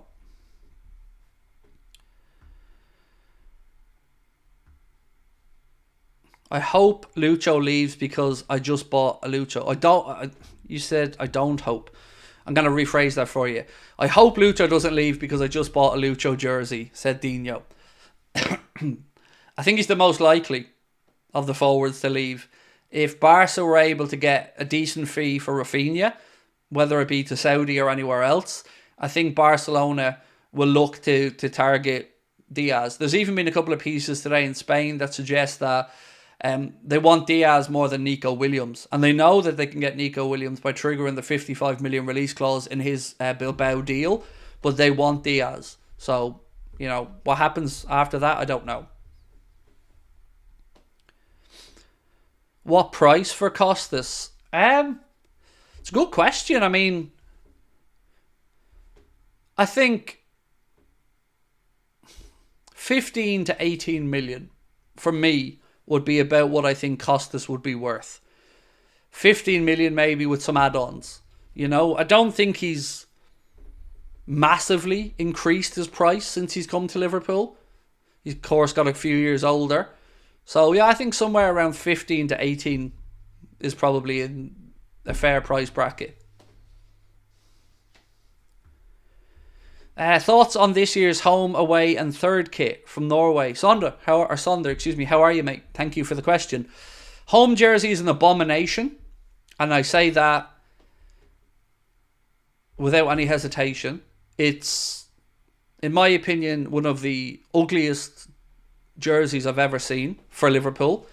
The colour's a disgrace.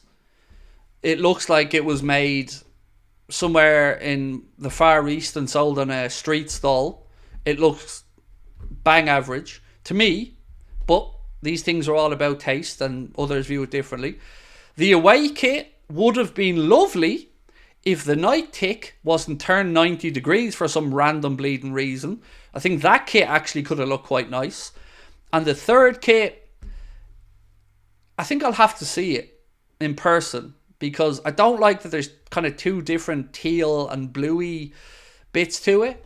So I'll have to see that one to know. Now, interestingly, in this Q&A that James Pearce did on The Athletic, he was also asked about Liverpool's future with Nike, and he said that he can't guarantee anything, but he said he believed, or he, I don't want to put words in his mouth, very likely Adidas will be the next kit manufacturer, basically. And he said he wouldn't expect to hear any news on it until later this year or early next year, because Liverpool obviously have just released the Nike shirt and that their focus should be on trying to sell them and, of course, make some money. So, yeah, I can't wait for Adidas, obviously. Yeah, I'm over the moon with the idea of Adidas coming back in to be our kit manufacturers. I am going to be broke. But Adidas, you know, show me some love, because Nike have done nothing. Not even a free shirt. I've seen loads of other Liverpool channels get free shirts from Nike to review. I get 2 fingers, basically. Right, somebody asked could I review the news, and that's what I'm going to do. So, strap yourselves in. We're going to fly through the news really quickly, and then we'll finish as we always do with a 15-20 minute Q&A. So, today we started off with Premier League chiefs have admitted that the clubs that VAR delays this season have increased by more than 50% in length. So they're taking up to 50% longer overall in average for a VAR decision to be gotten to, which isn't good enough. So they've admitted that, and it needs to be sorted. The next thing came from the Daily Express, where they were talking about Celtic and their interest in Caoimhín Kelleher. And they said Celtic will have to pay in excess of £20 million if they want to sign Liverpool goalkeeper Caoimhín Kelleher this summer. Then there was some more Manchester City stuff that I'm not going to bore you about. We moved on to Darwin bagging a hat-trick for Uruguay in their 4-0 victory over Mexico. Then there was a poll on Sky Sports News. Now look, this poll is obviously changing all the time, but when I voted on it, the question was, should the Premier League abolish VAR? And when I voted, 72% of people that voted said yes, the Premier League should abolish VAR. Then we had Ben Jacobs, who was the first one I seen to say that the Premier League clubs voted 19-1 in favour of keeping VAR for next season, meaning that Wolves' motion to remove VAR from the Premier League was voted down 19-1. Then we had the news that Jarell Quansah and Curtis Jones wouldn't make the final England squad. Quansah is going to be kept around as a, what would you call it? A late change option if an injury pops up. And he will be involved in England's game tomorrow. Then we spoke about the upgrades of VAR are promising in for next season, which again I'm not going to bore you with. Paul Gorst of the Echo said it's been remarked by people with knowledge of the situation that early July might be the first time when fans get to hear from Arne Slot as Liverpool's for the first time. Then we move on to the Ederson stuff. First I seen today came from Sports Zone. It said Liverpool and Ederson are close to reaching an agreement in principle. The Reds have followed the Brazilian for the entire season. Then Get French Football News said Liverpool are close to agreeing a deal to sign Atalanta defensive midfielder Ederson, 24 years of age. It just kept going from that point. More stuff came up. Again, and Anything Liverpool quoted Jorge Nicola and said Liverpool have made a €45 million offer to Atalanta for Ederson. That was backed up by Attacking Football, who again, Jorge Nicola being the catalyst for this post, said Liverpool have placed a bid worth around €45 million for Atalanta midfielder Ederson. But then we got a bit of a mixed bag as the day went on. We had James Pearce quote tweeting that Get French Football News post that said Liverpool are close to agreeing a deal, and he said, believe this is not the case. And finally, we had Mr. Fabrizio Romano say, it's true that Liverpool have made contact with the agents of Ederson recently to understand the situation of the player. So that's kind of where we're at with him. Then there was a piece that said Liverpool have ended their interest in Leeds United winger Crescencio Summerville, with the club preferring Crystal Palace's Michael Olise. The guy who posted that is the head of Reach Media's football content for the Yorkshire region, and he works with a few other outlets as well. And that was also backed up by, what newspaper was this? Not sure what paper this is actually, sorry. But it said, Liverpool prioritise Michael Olise transfer after changing summer plans with 40 million target. Basically saying again that they've moved away from Crescencio Summerville. I think...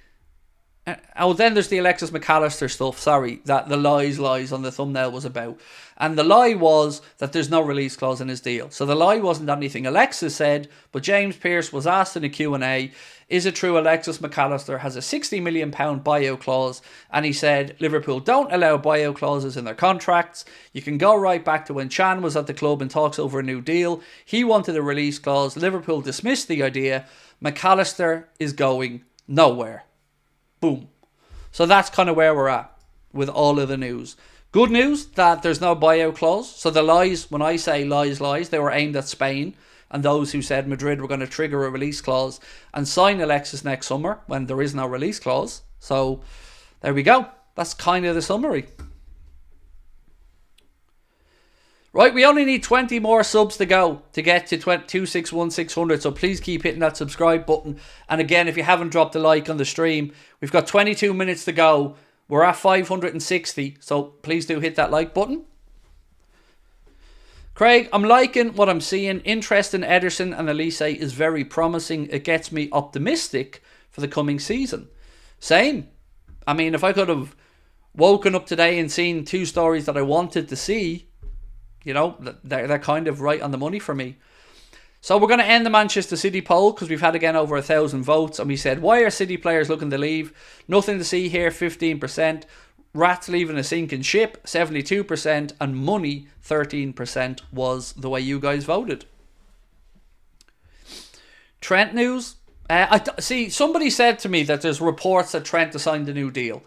I hope it's true, but I can't sit here and tell you I know it's true. So I don't know at the moment. I hope it is though. I mean, it'd be great if Trent signed the deal till 2029. That would be perfect. Tying him down for 5 years, giving him an improved deal, and it would ease my mind quite a bit. But until it's spoken about by a Paul Joyce, a James Pearce, you know, a Melissa Reddy, you know, I'd say just hold off on getting too excited about it. I hope it's true though. Liverpool is no longer interested in Ederson.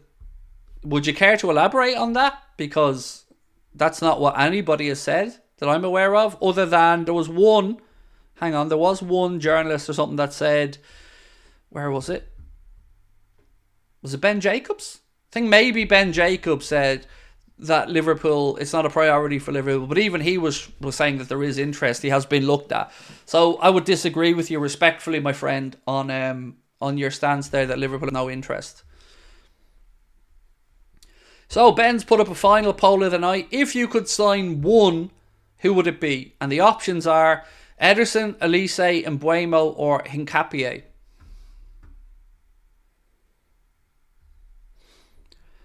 Do I think we would sign Olise over Man United? It's a difficult question for me to answer because I would say I believe United have done more groundwork on the likes of Olise based off what I've been reading. They would certainly have a greater need, in my opinion, to bring in somebody like Olise. But what I can't speak to is what Olise thinks. I mean, I'm biased as a Liverpool fan, but if you were offered United or Liverpool right now as a player, you know, where would you go? Team that's got Champions League football, pretty good squad. Yes, there's a new manager coming in and you always have to weigh that up as well. Great fan base, best fans in the country. To be fair though, give United fans their credit. They've showed a lot of support to Ten Hag and the squad, even after defeats. But yeah, look, for me, it would be no contest. But I could pitch it to you another way. I could say, if I'm Olise, I look at how crap United have been and think, well, if I can go in there, get firing with Højlund and Garnacho and banging goals, and United start to move back up the league table again, it looks really good on him. So you could look at it from that aspect as well.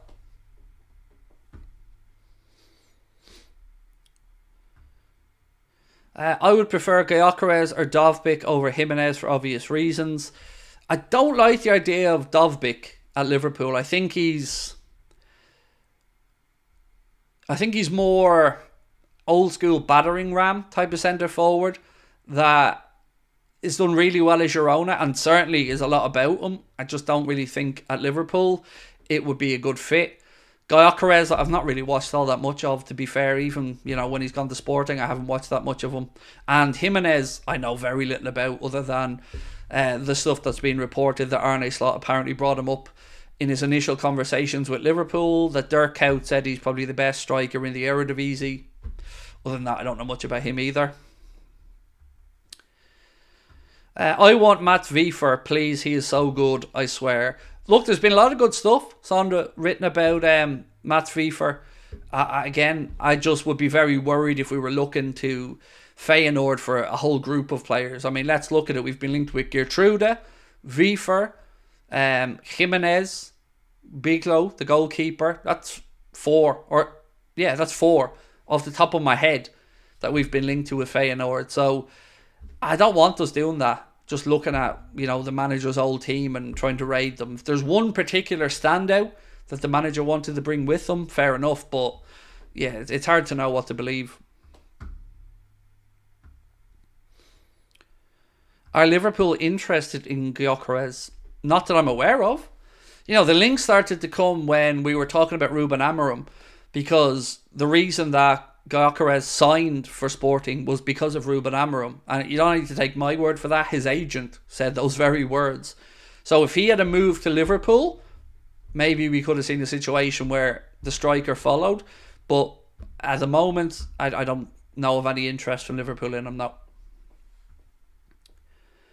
What's a good first season for the new manager? I think I've said the same thing most summer. Qualify for the Champions League again. Get out of the Champions League group stage and to at least the quarterfinals. And hopefully a decent run in the domestic cup. But ultimately, top 3 in the league and getting out of that Champions League group and into the quarterfinal stage. I think that would be more than acceptable first season for Arne Slot. Now, whether our measuring stick changes as the season goes on, let's say, for instance, we start the season like a house on fire and we're flying along and then we fall away, you're going to be disappointed. So right now, I feel like Champions League and getting out into the quarters or so would be a good season. But nothing wrong with a bit of silverware either. You just have to get that Champions League football. That's a must. But it's getting more difficult every year, because even if you do manage to get the 5th spot, right now, if we look at it, we've got 115 charges FC, Liverpool and Arsenal. Probably the 3 best teams in the Premier League. After that, you've got Chelsea, who had a good end to the campaign. Newcastle, who are going to want to put right the wrongs of this campaign. Spurs, who again are going to try to spend to get back up there. Manchester United are not going to sit in their hands either. They're going to look to strengthen and try to get back in to the Champions League. And then Villa. It's getting more and more difficult because teams are getting stronger and stronger. So the owners can't sit on their hands. We have to make sure Slot is back this summer. And also we have to make sure we get off to as good a start as we can. And all of that, on top of the fact that it's going to be a shortened summer, shortened pre-season, shortened break for the players, and more difficult to get deals done with the Copa America and the European Championships on. And the Olympics. So yeah, a lot to do.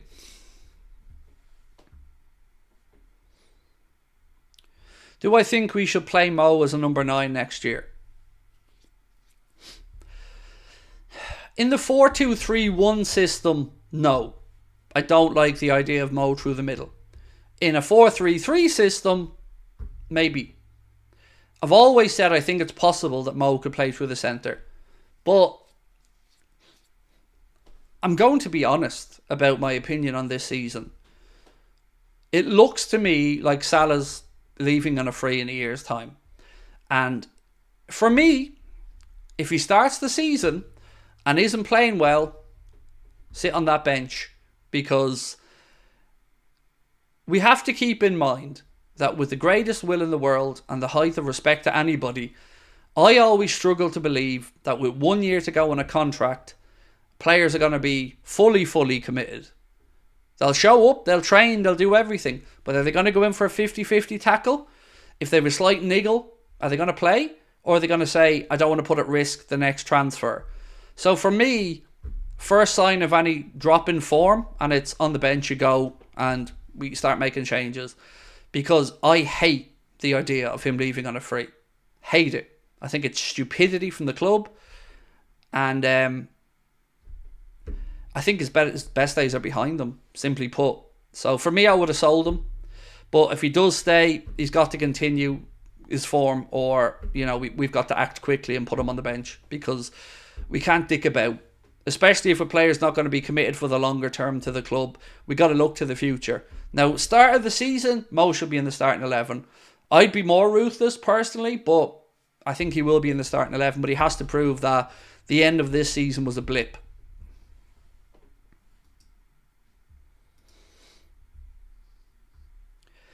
Craig, doesn't Carvalho worry you? You don't think Klopp binned him for a reason?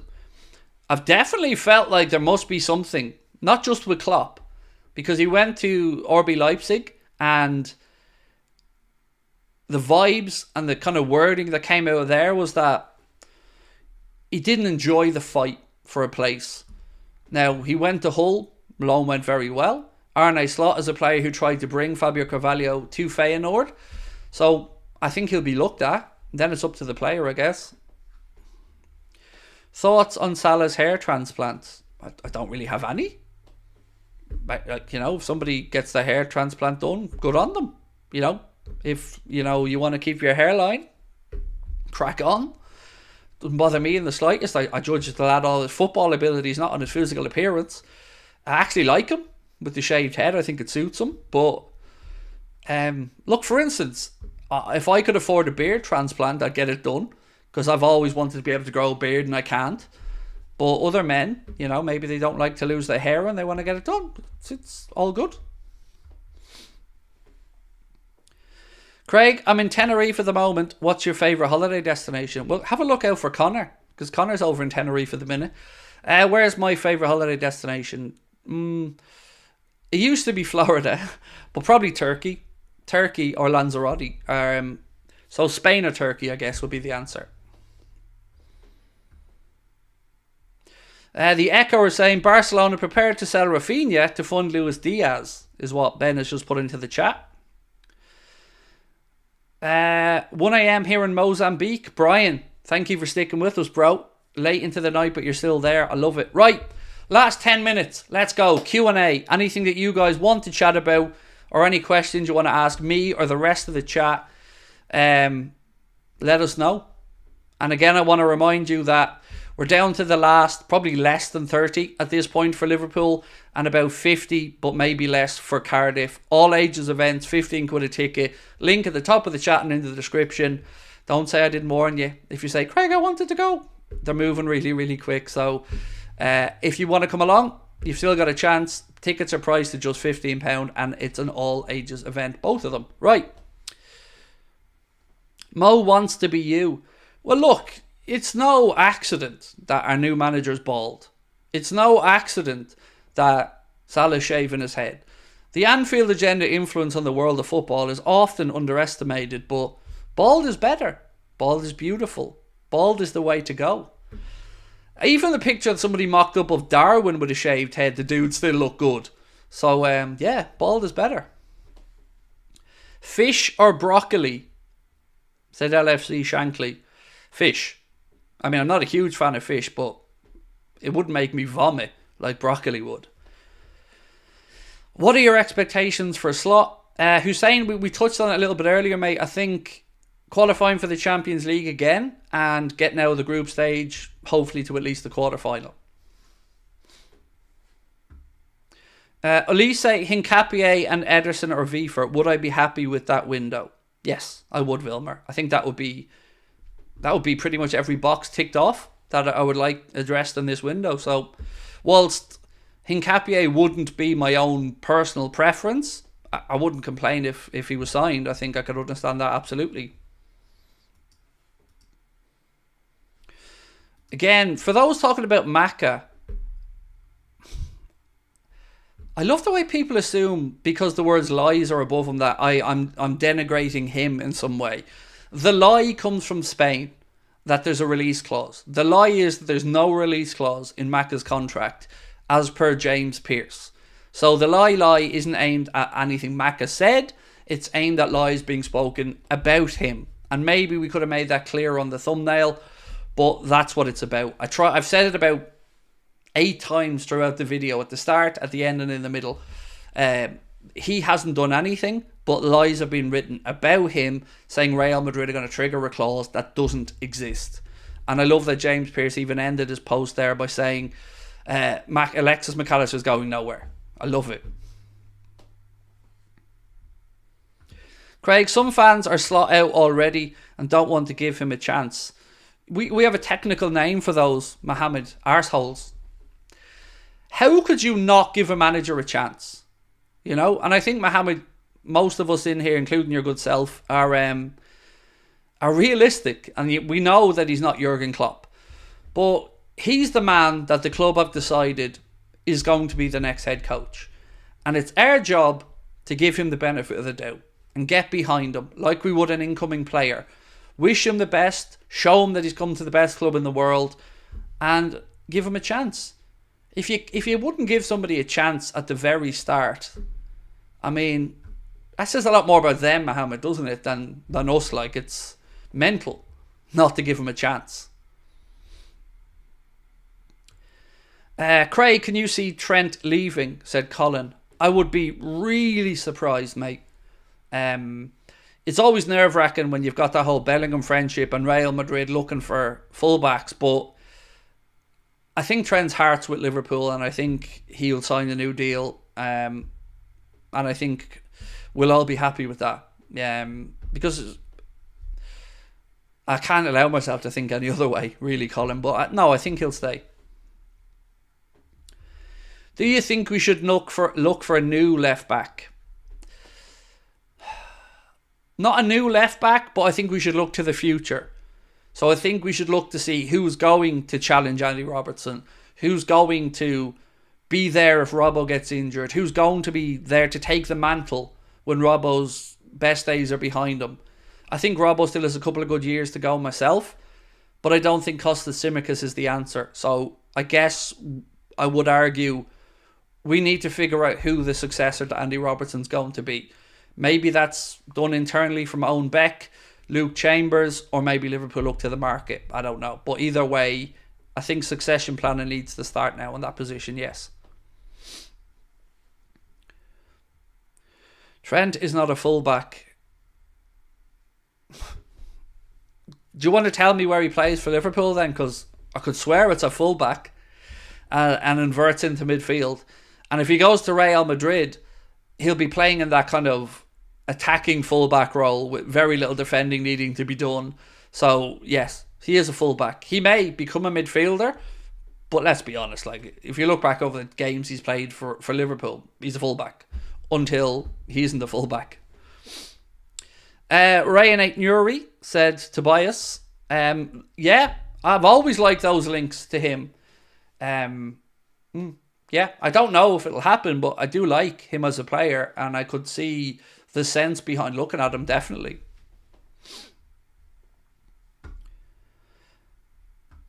AP, thank you, mate. I hope you have a nice evening as well. 632 likes with 5 minutes to go. Let's keep hitting that like button, and again, if you haven't subbed, please do. Is it unrealistic to expect Slot to win the Prem?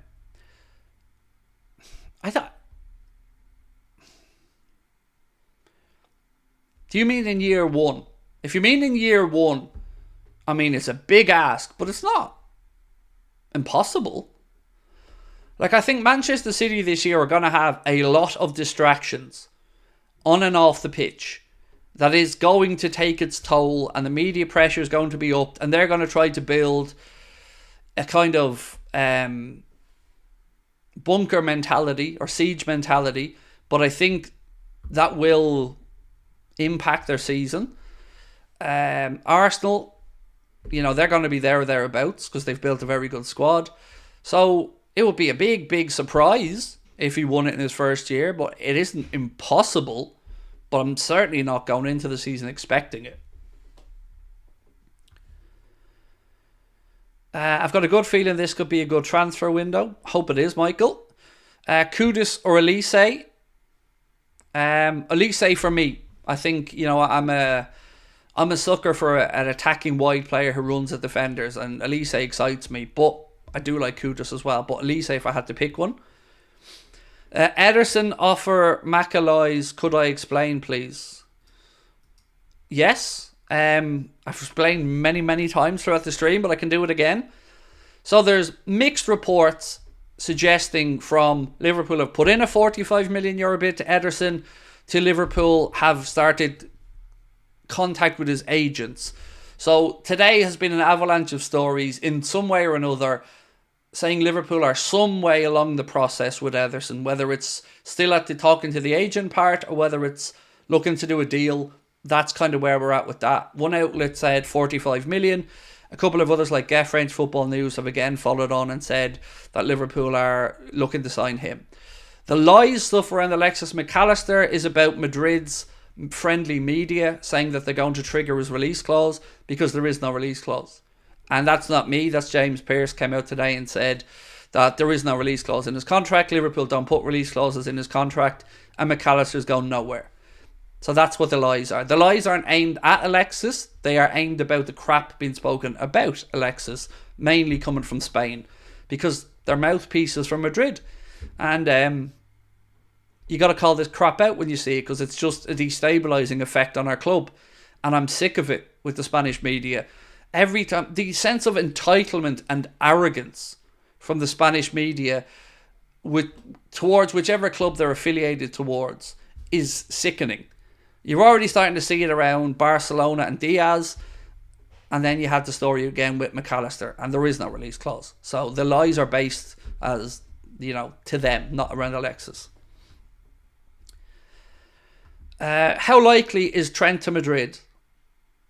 I would say if Trent showed a willingness to go there, I could see that would be something Madrid would look to get done. Whether they would say sit tight and hang on a year and we'll get him for free, or in a pre-contract in January. But from Liverpool's side, I would hope it's very unlikely that Trent to Madrid ever gets near happening.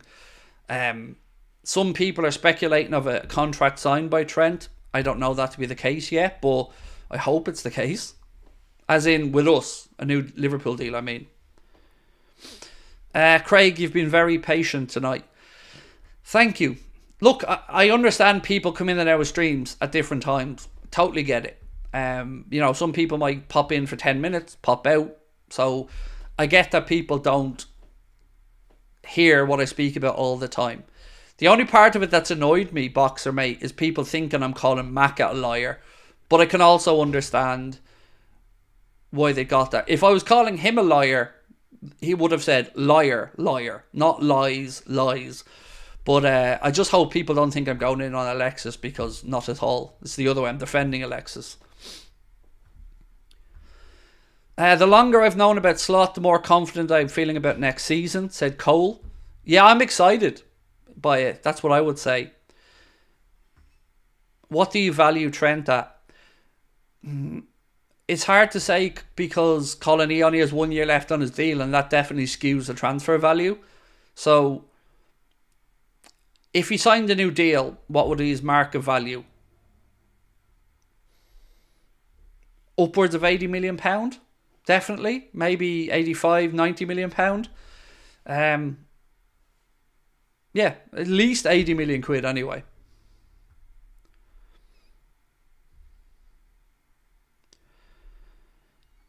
Do you think things are going on in the background with Slot and the directors probably making some big decisions?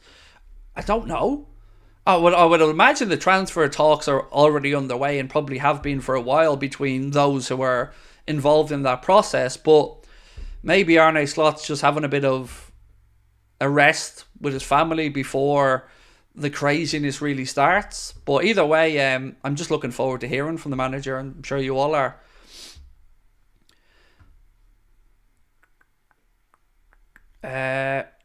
What else we got? Where's the money, John? I just want to hear you say it. Where's the money, John? Where's the money, John? I love saying that as well, by the way. I might be in the minority, but I'm not arsed about Slot and his media duties. I just want the man to do his job. I get that, David, but, you know, it's part of us getting to know him and part of hopefully us falling in love with his tenure and his time at the club. So I want to hear from him just because I want to hear how excited he is.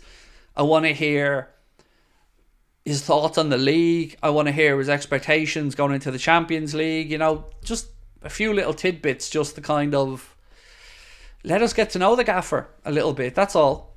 But I get your point as well.